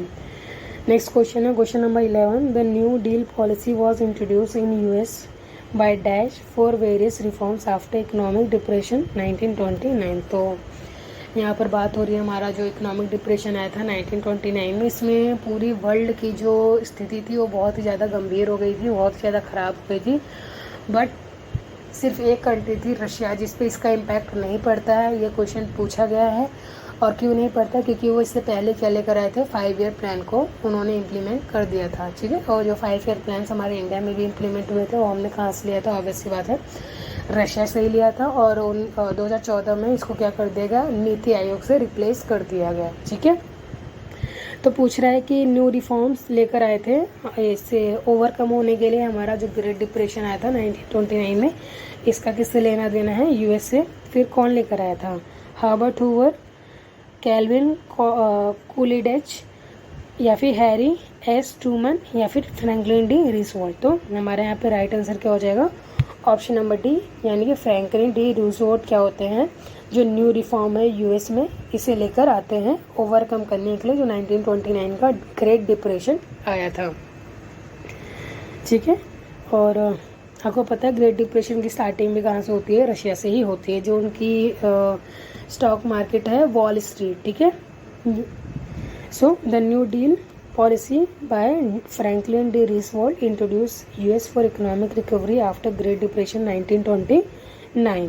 ठीक है, और the new deal was series of programs reforms and regulation launch by president Franklin D Roosevelt in 1933 में। ठीक है, इसके किसके इफ़ेक्ट्स को ग्रेट डिप्रेशन के इफ़ेक्ट्स को कम करने के लिए। ठीक है, ये क्या थे चीज़ें क्या करी गई थी इंट्रोड्यूस की गई थी, मतलब रिलीफ करना है, रिकवरी करनी है, देन रिफॉर्म करना है। 1932 में प्रॉमिस करते हैं न्यू डील को, फिर 1933 में न्यू डील को लॉन्च करते हैं। 1933 से 35 से 38 के बीच में second new deal with social reforms हमारी क्या होती है इंट्रोड्यूस होती है कहाँ पर US में। क्लियर है इतना आप सबको। देखते हैं यहाँ पर next question number 12, Which of the following is false about the Indian National Congress Lahore session held in December 1929? तो कौन सा इसमें से गलत है। अभी हमने सारे जो सेशंस हुए थे इम्पोर्टेंट वाले उनको हमने देखा था, तो ये भी इम्पोर्टेंट ही है क्योंकि इसमें क्या हुआ था पूर्ण स्वराज की मांग की गई थी। देखते हैं, the session adopted the non violent method of non cooperation and civil disobedience for goal of dominion state. तो अब देखो सबसे पहली बात तो ये, चलो पहले बाकी ऑप्शंस को देख लेते हैं देन इस पे आते हैं। सेकेंड वाला क्या है, the session pass the resolution of पूर्ण स्वराज्य, सही है बिल्कुल। फिर जवाहरलाल नेहरू ने क्या करा था, इसको प्रिसाइड करा था, यानी प्रेसिडेंट थे, या फिर none of the given option. तो जिन बच्चों को इसके बारे में नहीं पता होगा तो वो क्या करेंगे, तुरंत नन ऑफ दीज को लगा लेंगे, क्योंकि एक ऐसा होता है कि जहाँ पे all of the above, none of this, ये जो दिख जाते हैं ना यहाँ पर, तो हमारा जो ह्यूमन माइंड है सबसे पहले उन ऑप्शंस की तरफ झुकता है। तो लेकिन जिनको पता होगा वो इसको नहीं लगाएंगे। क्यों? क्योंकि सबसे पहली बात तो हमने जब पूर्ण स्वराज की मांग करी है तो हम डोमिनियन स्टेट क्यों लेंगे, बताओ। फिर हमने क्या करा था, नॉन वायलेंट मेथड को नहीं यूज़ करा था, ठीक है। तो हमारा ऑप्शन नंबर ए क्या हो जाएगा, गलत हो जाएगा, ठीक है। यहाँ पर फिर अगर हम थोड़ा सा देखें तो the goal adopted at Lahore session, हमने ये तो देख लिया पूर्ण स्वराज चाहिए यानी कंप्लीट इंडिपेंडेंस चाहिए। इसीलिए कब हुआ था ये, 26 जनवरी को करा था। इसीलिए आपको पता होगा कि बाद में आकर हमने जो कॉन्स्टिट्यूशन को इम्प्लीमेंट करना था, वो हमारा कॉन्स्टिट्यूशन आपको पता है 26 नवंबर 1949 को लिख लिया गया था, लेकिन हमने उसको उस दिन इम्प्लीमेंट नहीं करा था। बाद में जाके हम 26 जनवरी को इम्प्लीमेंट करते हैं। अपना हम गणराज्य कब, हम रिपब्लिक अपना कब बनते हैं, 26 जनवरी 1950 को। क्यों? क्योंकि 20 साल पहले 26 जनवरी 26 जनवरी को एक अच्छा सा इम्पॉर्टेंट इंसिडेंट हुआ था जिससे हमें क्या करना था, याद रखना था, ठीक है। क्योंकि हमें नहीं पता था कि 15 अगस्त को क्या करेंगे, ब्रिटिशर्स हमें आज़ाद कर देंगे। और हम ये भी नहीं बोल सकते थे कि हमने 26 जनवरी को इंडिपेंडेंस डे के रूप में हमने 1930 को सेलिब्रेट करा था। तो आप एक काम करो, 15 अगस्त को आज़ाद मत करो, मैं 26 जनवरी को आज़ाद करके जाना, ठीक है। सो इस डेट को हमें इम्पॉर्टेंट रखना था, याद रखना था, इसलिए क्या होता है ये डेट, हिस्ट्री इसकी काफ़ी अच्छी है। आई होप ये आपको पता होगा। क्लियर है यहाँ तक? और बाकी जो स्टेटमेंट्स थे वो दोनों क्या थे, सही थे।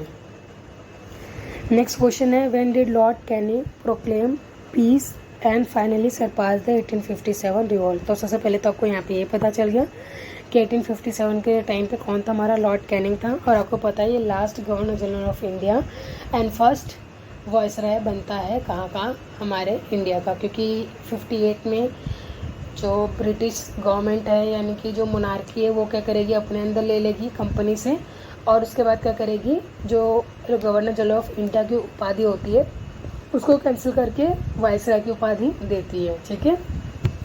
तो इसमें पूछ रहे हैं कि कब सरपास करा था इसने, 1 जुलाई 1858 को, 5 जुलाई 1858 को, या फिर 30 जून 1858 को, या फिर 23 जून 1858 को। तो यहाँ पर हमारा राइट आंसर क्या हो जाएगा, ऑप्शन नंबर बी क्या हो जाएगा, मतलब 5 जुलाई 1858 को दिल्ली पे क्या करते हैं, जो ब्रिटिशर्स थे वो कब्जा कर लेते हैं। और हमारा जो 1857 का रिवॉल्ट जो 11 मई को स्टार्ट हुआ था वो क्या हो जाता है, 5 जुलाई को ख़त्म कर दिया जाता है ऑफिशियली, ठीक है। मतलब जो लीडर्स थे या तो उनको मार दिया गया या तो वो छोड़ के भाग गए।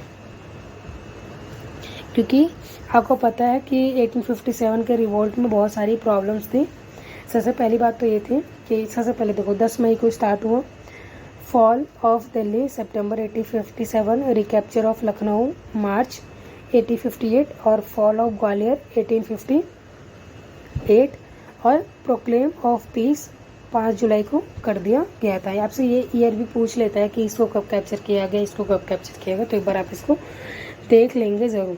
After this proclamation, the British Crown formally took control of India from East India Company throughout the Government of India Act 1858 आता है, और Lord Canning become first viceroy इनको बना दिया जाता है, ठीक है। तो सबसे पहली बात है कि इसमें सबसे पहली बात ये थी कि एकता नहीं थी, ये लोग अपने अपने मोटिव के लिए लड़ रहे थे।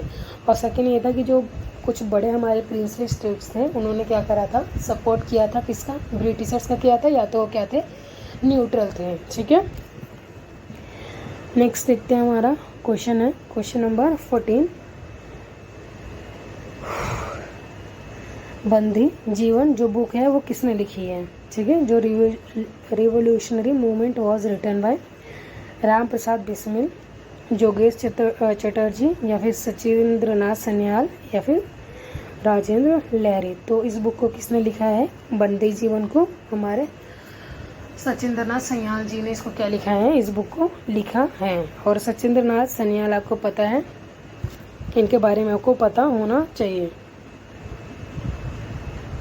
नेक्स्ट क्वेश्चन देखते हैं। तो बंदी जीवन ऑथर कौन है हमारे, सचिंद्रनाथ सन्याल, 1922 में लिखा। उद्देश्य क्या था, इंस्पायर करना जो रिवोल्यूशनिस्ट थे, विचारधारा कौन सी थी, nationalism, anti colonialism, prison life, harsh condition थी, torture, resistance, read by HRA member, influence Bhagat Singh. तो ये मतलब कि HRA आपको पता होगा इसके बारे में, और इससे क्या होता है, इन्फ्लुएंस हुए थे सबसे ज़्यादा कौन, भगत सिंह इन्फ्लुएंस होते हैं बंदी जीवन के बुक को पढ़कर। तो ये क्या है, एक तरीके की ऑटोबायोग्राफी है किसकी, सचिंद्र नाथ सन्याल की।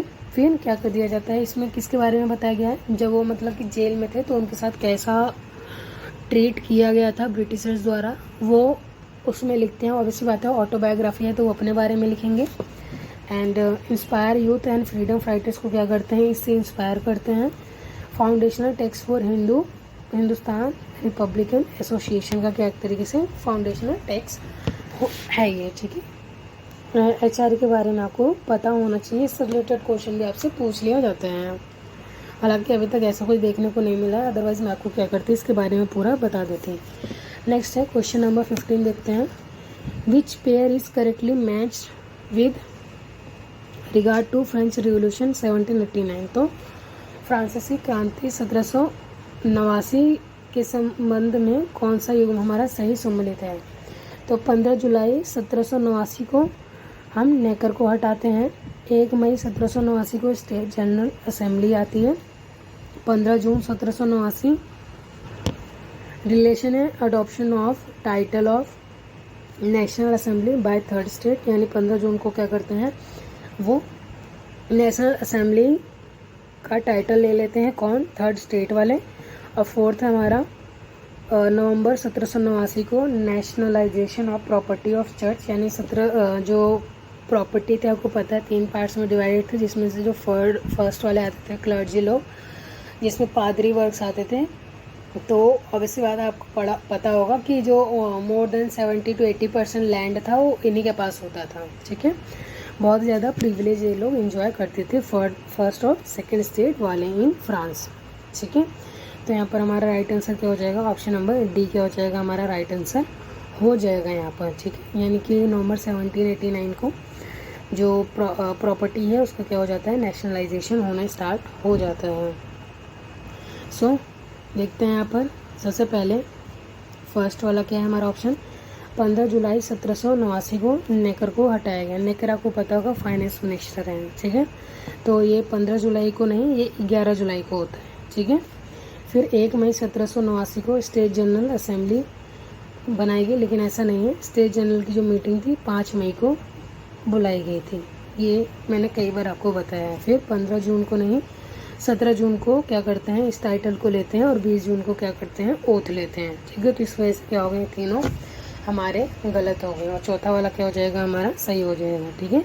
The national assembly decree the nationalization of church land in नवंबर 1789 में क्या करती है, उसको नेशनलाइज करना स्टार्ट कर दिया जाता है। नेक्स्ट क्वेश्चन है हमारा question number 16। Why did industrial revolution start from Britain. तो ये क्वेश्चन तो आपको बहुत बार देखने को मिल जाएगा कि इंडस्ट्रियल रिवोल्यूशन ब्रिटेन में ही या ब्रिटेन से ही क्यों स्टार्ट हुआ था। फर्स्ट ऑप्शन है occurrence of agriculture revolution of 18th century. क्यों, क्योंकि 18वीं शताब्दी में कृषि क्रांति की घटना हुई यहाँ पर। Britain had a rich supply of important minerals resources such as coal and iron.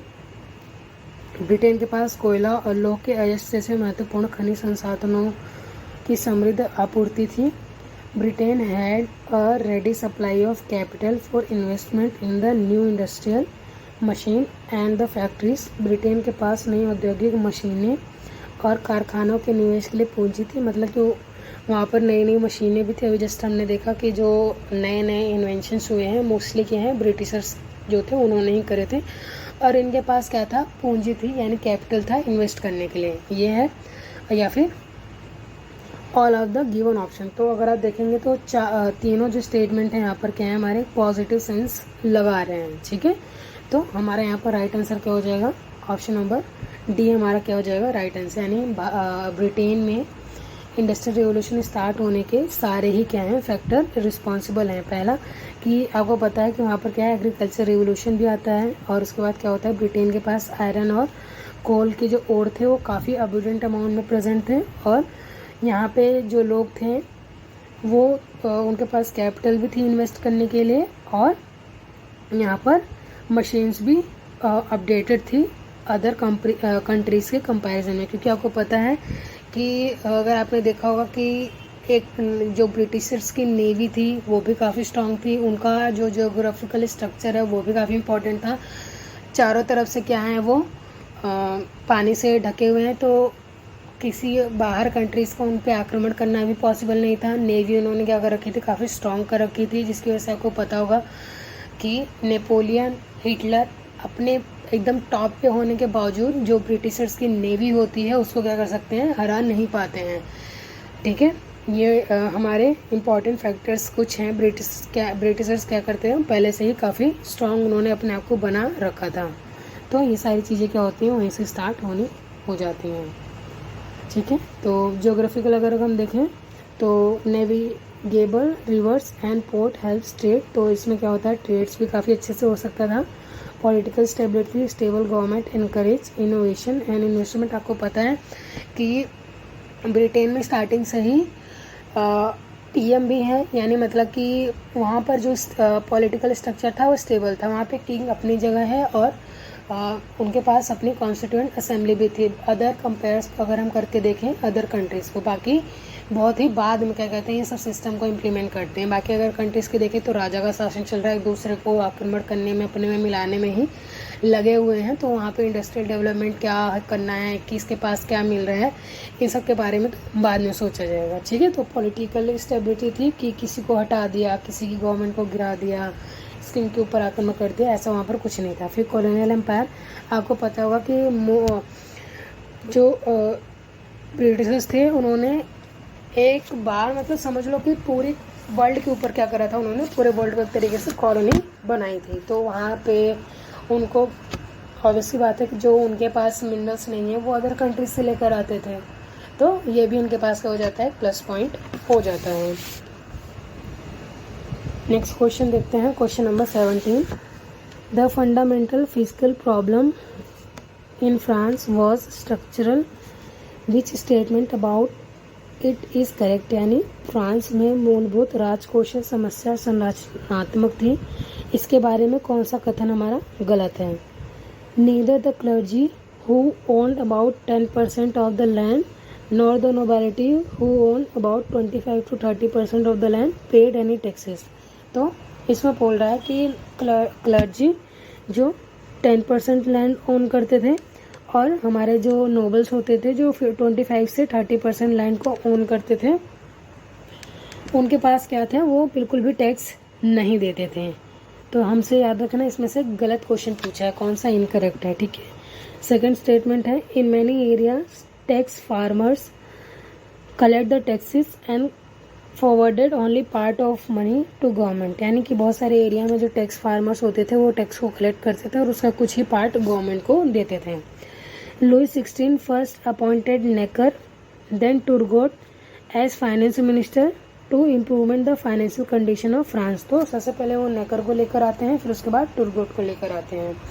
फिर वॉर ऑफ ऑस्ट्रियन सक्सेशन जो कि 40 से 48 के बीच में हुआ, एंड 7 ईयर वॉर 1856 से 63 के भी help to the bankrupt of the state. Obvious सी बात है कि इसने वॉर लड़ा तो फाइनेंशियल प्रॉब्लम तो अराइजेज होगी। और ये दोनों जो वॉर हैं वो फ्रांस ने ही लड़े, ऑस्ट्रियन वॉर ऑस्ट्रेलिया के सक्सेशन के लिए, और 7 ईयर वॉर्स तो बहुत ही इंपॉर्टेंट है। फ्रिक्वेंटली DT+ भी इसके बारे में पूछ ही लेता है आपसे कि 7 ईयर वॉर्स किसके बीच में लड़ा गया। इसको कार्नेटिक वॉर के भी नाम से जानते हैं, किस ईयर में लड़ा गया। तो ये सारी चीज़ें आपको पता होनी चाहिए। ठीक है, तो इसमें हमसे क्या पूछा गया है, गलत पूछा गया है। तो हमारा यहाँ पर राइट आंसर क्या हो जाएगा, ऑप्शन नंबर सी हमारा राइट आंसर होगा, क्योंकि सबसे पहले टुर्गो को बनाया जाता है, फिर उसके बाद नेकर बनते हैं। नेकर को पहले नहीं बनाया जाता है। ठीक है, तो आपको सीरीज़ पता होनी चाहिए। मैंने आपके साथ इस सीरीज़ को पहले भी डिस्कस कर रखा है, लेकिन जैसा मैंने कहा कि जितनी बार क्वेश्चन आएगा उतनी बार आपको बताया जाएगा। तो सबसे पहले कौन बनते हैं, फाइनेंस मिनिस्टर टुर्गो बनेंगे।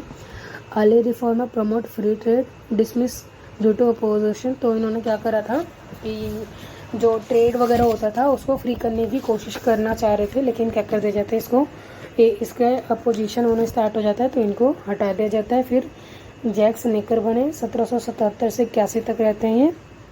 Popular among commoners publish budget compte rendu resign over reform dispute, ये भी बाद में रिजाइन कर देते हैं। फिर उसके बाद कैलोन बनते हैं, Charles Alexander de Calonne propose sweeping tax reform face noble, अब ये कहते हैं कि जो नोबल्स और कलजी हैं उनके ऊपर भी टैक्स लगाना चाहिए, तो इसकी वजह से क्या कर दिया जाता है, इनको हटा दिया जाता है। फिर हमारे कौन से बनते हैं, ब्रेन बनते हैं। Fail to implement Calonne's reforms led to state general, ठीक है। तो फोर्थ हमारे कौन से बनते हैं, ब्रियन यानी एटियन Charles de लोमेनी D Brian.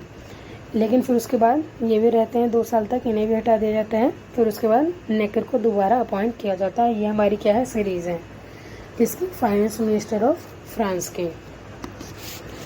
Next question देखते हैं हमारा, question number 18। Large part of east Bengal were engulfed by agrarian unrest during 1857 and early 1880s. Which one of the following is not true with regard to the unrest? यानी कि इसमें पूछ रहा है कि जो ईस्ट बंगाल के ज़्यादातर लोग थे वो एग्रेरियन अनरेस्ट हो, तो उसमें ये बोल रहा है, यहाँ पर मैंने आपके लिए हिंदी में भी रख रखा है इस क्वेश्चन को, देखते हैं एक बार। तो 1870 से 80 के दशक की शुरुआत में पूर्वी बंगाल जो था हमारा का बड़ा हिस्सा कृषि अशांति में से घिरा हुआ था। अशांति के संबंध में निम्नलिखित में से कौन सा कथन हमारा सत्य नहीं है। पहला स्टेटमेंट है हमारा, मई 1873 में जमींदारों की मांग को स्वीकार करने के लिए पाबना जिले के यूसुफ शाही परगना में से कृषि संघ या संयोजक का गठन बनाया गया। नेक्स्ट हम देखते हैं अपना, that is option number B, क्या कहता है, the unrest was caused by efforts of zamindar to inflate rent beyond legal limits. Third है हमारा, the unrest was caused by efforts of zamindar, तो इसमें क्या किया गया है, एफर्ट्स किया गया है जमींदार के द्वारा।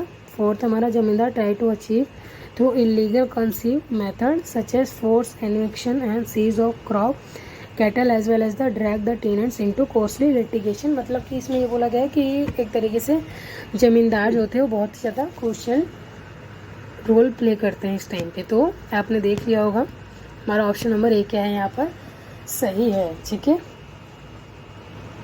तो अब ये वाला क्यों हमारा गलत है, क्योंकि जो एग्रेरियन लीग फॉर्म हुआ था इन यूसुफ शाही परांगण पाबरा में कब किया गया था, मई 1873 में, was created the resist not accept the demand of zamindar. इन्होंने क्या करा था, एक्सेप्ट नहीं करा था।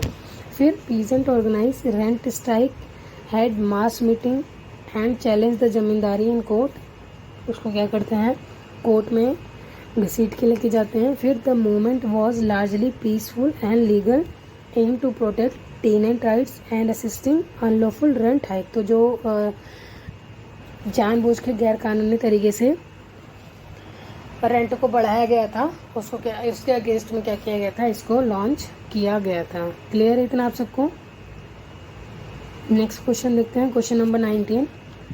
विच east India company official remark about the contribution of Indian rulers that these rulers and chiefs acted as the breakwater of the storm which would have otherwise swept us in one great wave।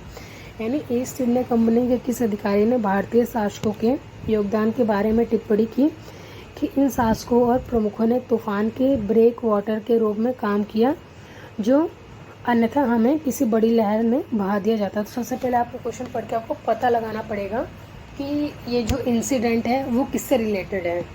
तो अगर आपको पता हो 1857 का revolt, मैंने अभी just आप लोगों के साथ डिस्कस करा कि 1857 का जो रिवॉल्ट था वो क्यों फेल हुआ, क्योंकि जो कुछ बड़े हमारे राज्य थे या जो राजा थे या जो किंगडम थे वो क्या करते हैं, या तो न्यूट्रल रहते हैं, यानी जो हमारे रिवॉल्ट्स हुए थे उसमें पार्ट नहीं लेते हैं, और वो क्या करते हैं, कुछ लोग ब्रिटिशर्स को सपोर्ट करते हैं। तो उन्हीं को ब्रिटिशर्स ने कहा कि ये क्या करते हैं, एक जो हमारे तूफान आया था उसमें क्या करते हैं, एक दीवार की तरह खड़े होते हैं, वरना इस लहर में क्या करते हैं ब्रिटिशर्स लोग बह जाते हैं।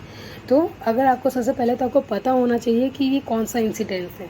अब अगर इंसिडेंट पता चल गया तो आप इसका राइट आंसर ऑब्वियसली लगा लेते, क्योंकि उस टाइम पे कौन थे हमारे लॉर्ड कैनिंग क्या थे, लॉर्ड थे, ठीक है, तो मतलब वाइस रहे थे, या फिर हम बोले उस टाइम पे तो गवर्नर जनरल ऑफ बंगाल थे, गवर्नर जनरल ऑफ इंडिया थे, ठीक है। फिर उसके बाद जब इसको सरपास किया जाता है फिर ये क्या बनते हैं, वाइस राय बनते हैं। क्लियर इतना। तो कब के टाइम की बात है ये, after revolt of 1857 Lord Canning was governor general and later viceroy बनते हैं। मैंने इंडियंस रूलर क्या करते हैं, रिमेन्स लॉयल रहते हैं किसके, और या तो फिर न्यूट्रल रहते हैं। Their support help suppress the revolt, तो उनका हेल्प क्या करता है, आराम से सरपास कर जाते थे। तो ये कुछ रूलर्स हैं जो क्या करते हैं, ब्रिटिशर्स को जिन्होंने सपोर्ट करा था। तो सिंधिया के ग्वालियर लोग जो थे, होलकर इंदौर के, निजाम हैदराबाद के, नवाब भोपाल के, रूलर ऑफ पटियाला, नाभा जिंद कश्मीर, और राणा जो नेपाल के थे। आपको पता होगा जो नेपाल का रिवोल्यूशन आपसे क्वेश्चन में पूछा जाता है, तो नेपाल में राणा का ही रूल चलता था। किंग महेंद्र, त्रिभुवन, ज्ञानेंद्र जो भी आप पढ़ते हैं सारे राणा डायनेस्टी से बिलोंग करते हैं, ठीक है। क्लियर है इतना सबको। तो ये सारे वो लोग हैं जो क्या करते हैं, ब्रिटिशर्स का सपोर्ट करते हैं सरपास करने के लिए हमारे ब्रिटिश के रूल को। नेक्स्ट क्वेश्चन हमारा क्वेश्चन नंबर 20, आज का last question. Who argued that the general will should govern society, यानी किसने तर्क दिया था कि सामान्य इच्छा को समाज पर शासन करना चाहिए, रूसो ने, जॉन लॉक ने, वोल्टेयर ने, या फिर मॉन्टेक्यू ने। तो इसका राइट आंसर क्या हो जाएगा, हमारा option number A right answer हो जाएगा। क्योंकि आपको पता है कि जो जीन जैक रूसो हैं वो सोशल कॉन्ट्रैक्ट उन्होंने बुक लिखी थी, और इनका कहना क्या था कि society should be govern by general will the collective interest of all citizen. तो जो सारे सिटीजन्स के विल हैं उनको क्या करना चाहिए, ध्यान देना चाहिए, ठीक है। तो आज के 20 क्वेश्चंस को हमने डिस्कस कर लिया। आई होप ये सेशन आपको पसंद आया और यूज़फुल रहा होगा आपके लिए। क्वेश्चंस आपको नए पता चलेंगे कुछ, जिनके बारे में या तो आपने बुक में नहीं पढ़ा होगा या तो फिर पढ़ा होगा तो आप भूल गए होंगे। आपको ऑब्वियसली बात में मैंने बोला है कि हमें पता नहीं चलता है कि क्या इंपॉर्टेंट है, कितना इंपॉर्टेंट है, किसको याद रखना है। आप उसमें एक तरीके से जनरल फॉर्म में पढ़ते हैं, और ये सारा जो सिलेबस है वो कहीं पर भी आपको एक जगह पे कंपाइलेशन के फॉर्म में नहीं मिलेगा।